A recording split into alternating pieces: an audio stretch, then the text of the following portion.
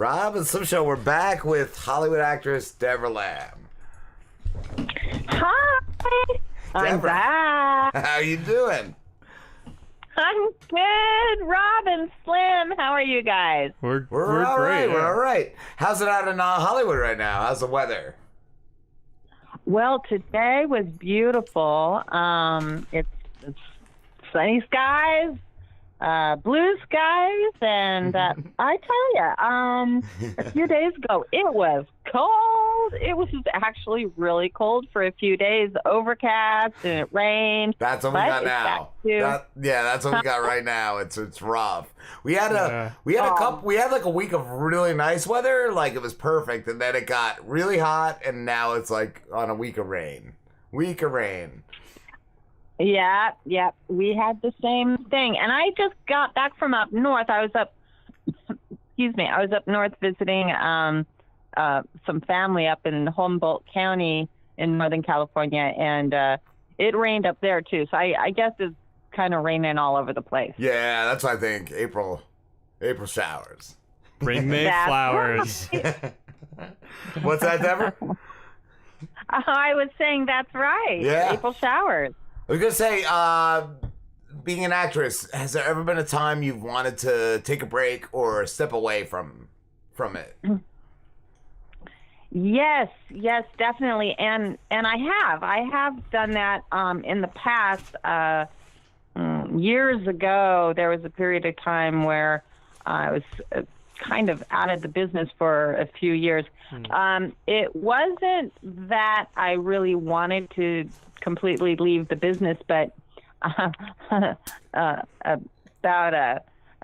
let me think how long ago. It's been a while now. About 17, 18 years ago, I was married to well, I call him my psycho ex-husband, but well, Is he one of your psycho ex-husbands, or is he the only one? How many? he's the only psycho ex-husband. Okay. So you do good. You do good in picking the husbands. At least I didn't make that mistake again. At least not to that degree. Did he get to the point where, like, was he jealous, or was he causing a problem for your career? He made it pretty much impossible to have a career. Wow. Because he was jealous, and we ended up moving all over the place, and it was pretty chaotic the whole time I was with him. That's exhausting. Which was, but then at one point while I was married to him, I actually did get back into film work around the 2000s, and I was getting work, but he was like sabotaging everything for me. But I did do some things during that time, and then again we were moving around, and I finally left him for good. You ditched him, yeah.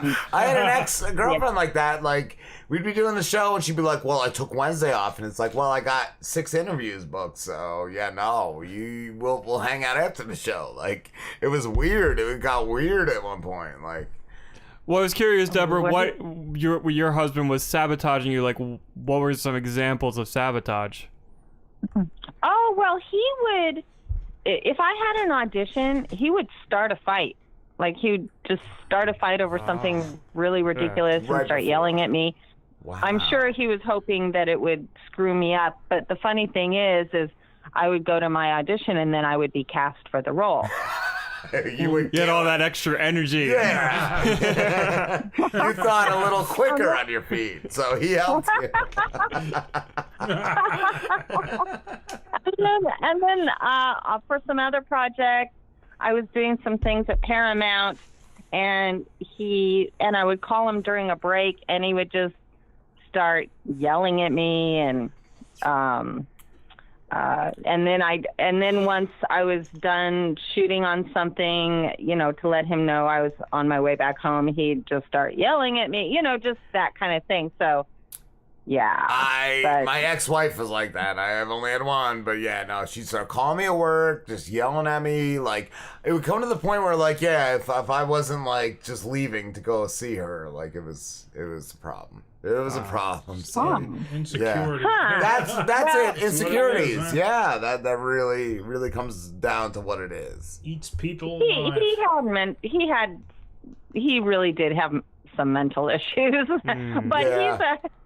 he's a distant memory. In fact, I kind of feel like, was I really married to that person? Was that me? Yeah. It all it's like surreal. It's like I don't even think about it like hardly ever, and when I do, it's like that was somebody else. Yeah. It was that long ago. Exactly. It was that long ago, and it was that kind of an experience. Is like, that wasn't me. That was somebody else married to that guy. Where you couldn't even imagine yourself being that person. You would that never you do were. that again. Yeah, you would never go there again.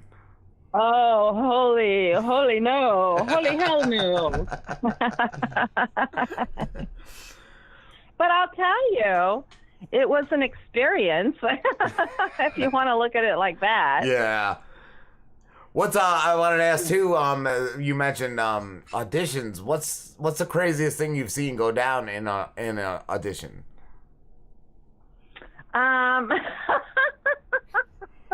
I just thought of something. I really don't know if I should tell this story. No, you should. You're good. Well, now that I said it, right? Slim said it's okay. Yeah. Okay.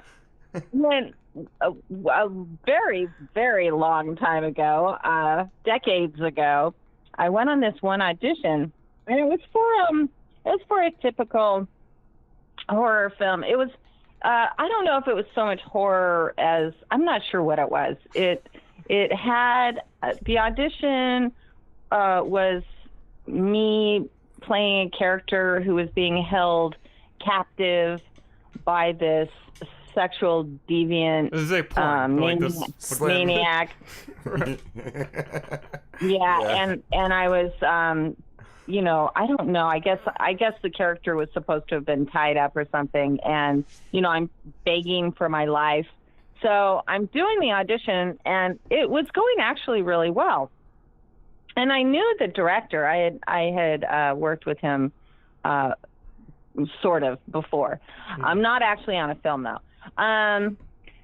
So the weird part about it was when I was done with the audition, and there were other people in the room, for the audition, and so I went to pick up something, and I was wearing something kind of skimpy because that's what the role required. So I bent over to pick something up, and the director who was auditioning me said, "Oh, well, if you had done that during the audition, you would have got the role." Well, and I'm like, what? I'm like, okay, well, if it's going to be that kind of a thing, then yeah. What is your? I was a little bit weirded out. Yeah. That is. There's probably some other crazy things if I thought about it. There's not too many crazy things, but yeah, that was one of the things that was kind of funny. We talked to a casting director a few months ago, Chris Gert, and he said a guy brought in a knife, and he thought that was good. And he got the part. Oh. He got the part, just that he had an... That is kind of funny. He pulled the knife out when he was auditioning too, right? Yeah, he pulled it out in the middle of Wow. an audition. Like, it's like, wow, I guess he thought that was really going to get him there, and it The fact did. he was able to get it in the building. That's what I'm saying. Like, nobody searched this guy before he got in there. Like, Oh my God. Although if the guy having the real knife itself obviously isn't what got that guy No. the role. It was that obviously he gave a really good performance, because somebody who was giving a not really excellent performance having a knife, you know, I don't know. They'd probably be like, okay, we'll call you. Security. Yeah. So maybe he tried like doing the like reading in the mirror and practicing it, and then like he picked up a knife and was like, I can only do this with this knife in my hand, or I can't get into the role. Yeah. So he just borrowed that knife to trigger that part of it. Oh, I just thought of something. I auditioned for. I was on a show called. Oh gosh, now I'm blanking out. It was Dream On. There was a very popular show called Dream On, which was on HBO, and this is a very long time ago, probably 20 years ago. And but it was a big hit show. So I went to go audition for it, and it was so cool because the director, and she was there for the auditions, is Catherine O'Hara. Oh, wow. Yeah, Catherine O'Hara, who was the mom in Home Alone. Home Alone, yes. I love her. Yeah, and she was also the neurotic stepmom in Beetlejuice. Yes. Yeah, you guys remember that, of course. Oh, right? yes. Beetlejuice. I just watched it this past Halloween. I watched it. Oh, God, I love Beetlejuice. I've seen it a million times. So good. Good. But I went to audition for that, and the role was as the snake lady, so I would have a snake around my neck during the show. While I was auditioning, she seemed to enjoy my audition, and while I was auditioning, she mentioned that another person who came into audition actually brought a real snake, like a big one. Are you not cool with snakes? So, Are you not cool with Yeah. snakes? Oh no, I was fine with snakes. I actually had a boa constrictor when I was 19. Wow. Yeah. So Catherine O'Hara says, she was kind of chuckling that this other actress actually brought in a real snake, but she seemed to have been like that. The attitude I got from her was that she shouldn't have brought in her, 12-foot anaconda. That's what I was wondering. Did she feel that helped, or if it hindered? No. I could tell the way she said it was not necessary and not really, She's like, I could imagine a snake around you. It's fine. Yeah. You could have had a shawl on. Yeah. It would have. Yeah. Maybe one of those. I did actually get that role. So when I did the part, when I shot it, they had a really big boa constrictor for me, which was cool. I was fine with the boa constrictor. I think my buddy Mark had one of those, and I think it was eating like guinea pigs. Yeah, like, you gotta put them. We'd guinea have to go pigs, get like grown ass guinea pigs for that thing to eat. Yeah. Oh my Just have one of God! those. That's the problem. I had my boa constrictor. I got a baby boa constrictor. Yeah. So, and I would actually walk around outside, to the store with this baby boa constrictor, like in my hair. It would curl up in my hair, and it would just kind of be hanging out in my hair. So, a couple of times, people would notice that I had a snake in my hair, and they'd freak out.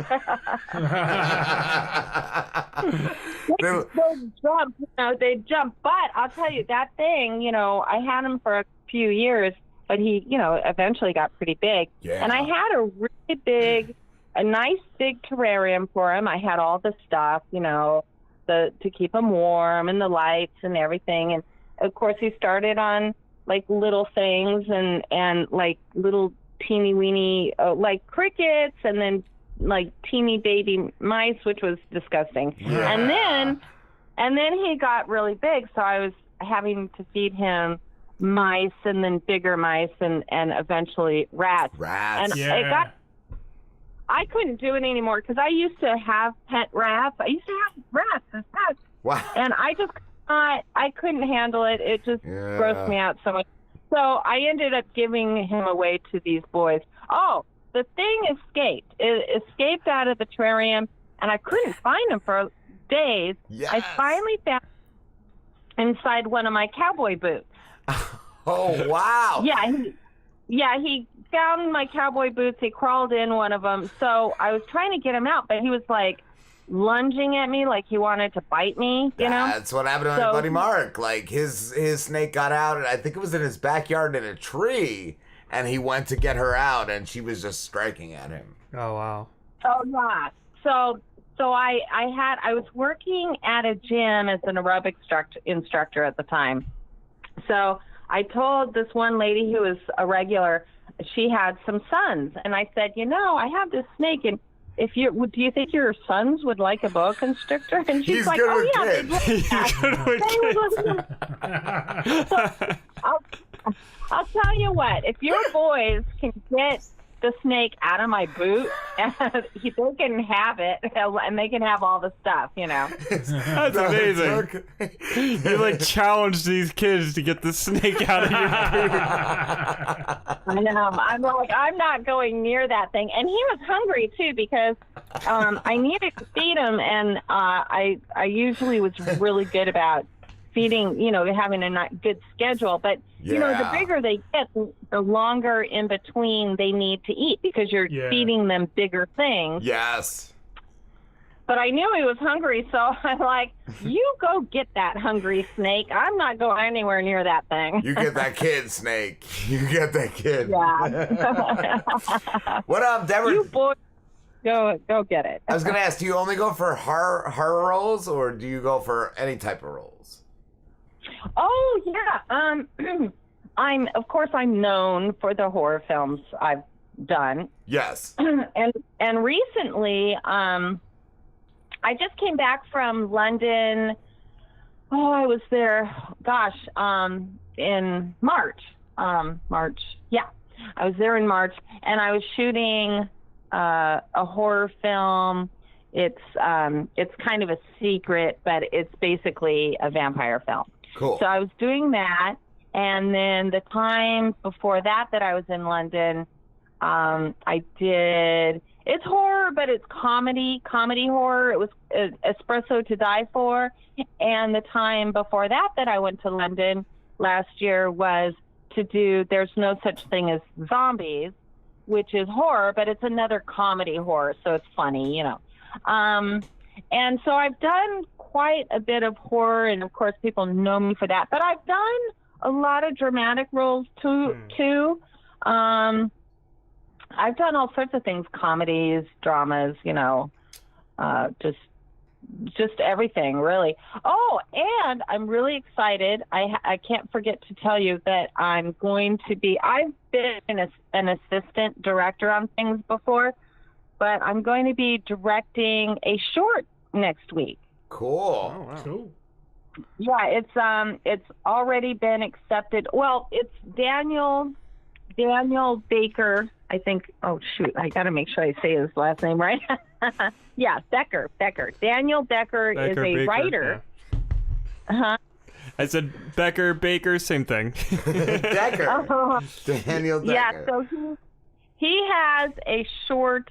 He's writing this web series called Finding Wakanda, and his first episode has already been accepted into a film festival called Channel 101 here in Los Angeles. So I'm going to be directing that one, and the second episode. If the first episode, it's already been accepted, but I guess if it wins, like in this group of winners, then they will tell them, okay, now your second episode will be accepted. So we'll see about the second one. But the first one for sure is going to be in this festival. So I'm actually directing that next week. And then he also has another short.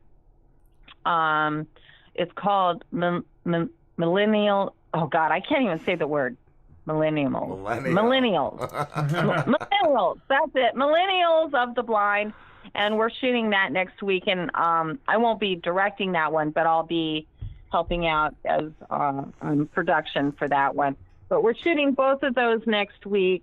Cool. So that's exciting. You know, lots of work going into that for pre-production. But yeah, I did this one. I've done a few dramas that I really liked. There was this one thing I did a few years ago up in the San Francisco Bay Area called Cycles of Loon. And that was a short film, but it was very good. It was really, really well done. The director, Rhea Perlman. Wow. Rhea Perlman.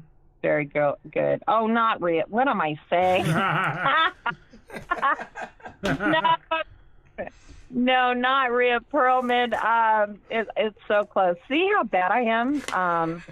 Let me see. Her name is actually. Oh, it was close. Rhea Puri.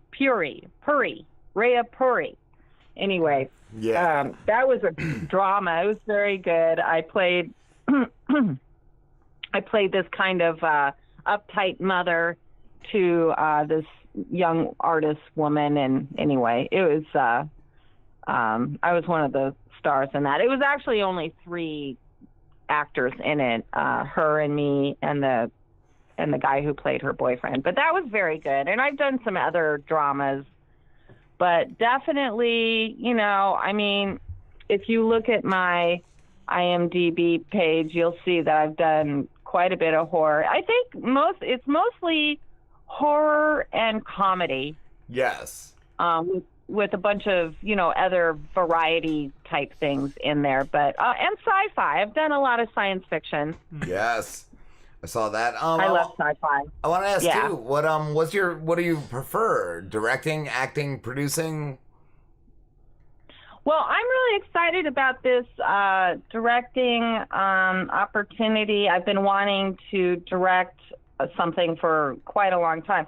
I also write scripts. So my intention was to end up producing and directing something that I've written.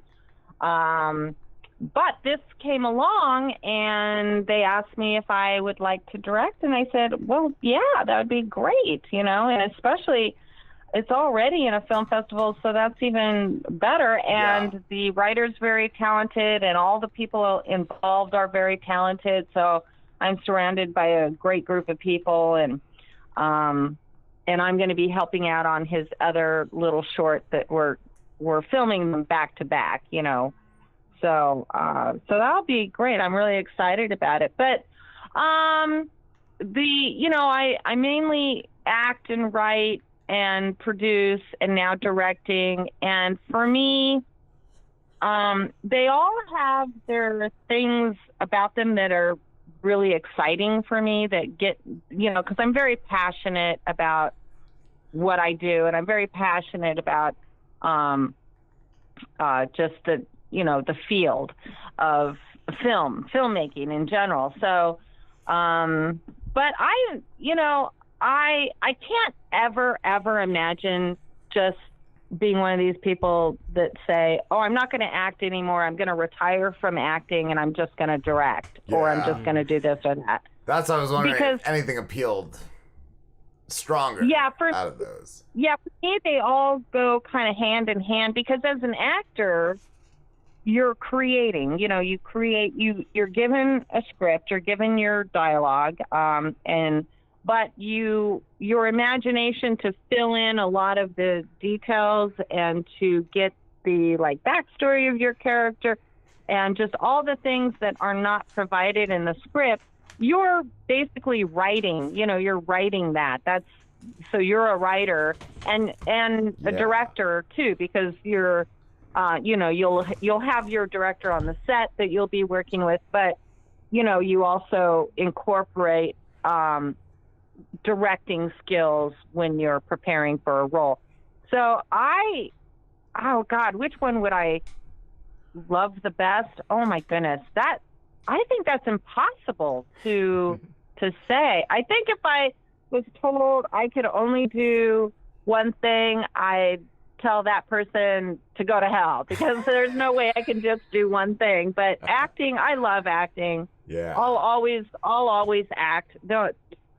And but I can't imagine, not not taking director opportunities or writing opportunities. And like I said, it all goes hand in hand for me. I can't, it's hard to separate. It's like saying, to try to separate your physical, mental, and spiritual being. You can't. It all works together. Your physical can't operate without spiritual and mental and all the same, Yeah. Deborah, and your spiritual can't operate without a body. I mean, it could, but then you'd be like a poltergeist and, annoying. You'd just be annoying people then. We're scaring them. We're all the above. Yeah. Deborah, we have to wrap this up, but thank you. Thank you so much for talking to us. Yeah, thank you, guys. Let me see if I have anything that I need to tell you. Absolutely. So people don't say, why didn't you mention... so I talked about the Finding Wakanda that I'm working on, and the other one, the Millennials of the Blind, and then There's No Such Thing as Zombies will be coming out next year probably, and Supposed to Die For, and the other one, which is kind of a secret, but it's going to be really cool. That should be coming out hopefully next year, and I have some other things.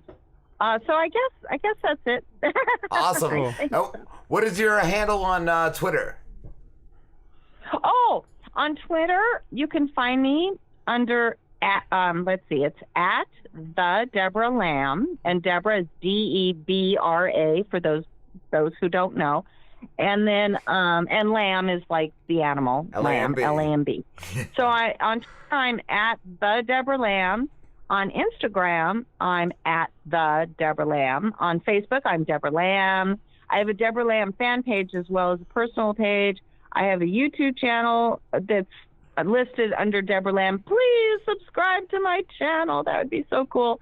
And I think, that's it. That's all. Oh, yeah, that's it. Awesome. All right. Thank you. You guys are awesome. You guys are so much fun. It always, the time that you have people on is relatively short in comparison to other shows. And I'm like, oh, is it over already? We were just getting warmed up. It goes fast, and that's it. Some of them don't have that much to say, so it's like you get the best out of somebody in that amount of time. It's true. Yeah, weren't we talking about the giant crows in London last time? Yeah. I was really drunk the last time we talked, so I don't remember any of that. Oh, were you drunk at the time? Yeah, we were talking. I had just come from London, or I was going to London, and you were talking about the giant crows. Somebody was. I think Slambo was. The Ravens. Yeah. I think so. Have a good one, Deborah. Yeah. Okay, thanks for having me on again. It's always so much fun. You guys are great. You too. Okay, I'll talk to you soon. All right. Take care, Deborah. Okay.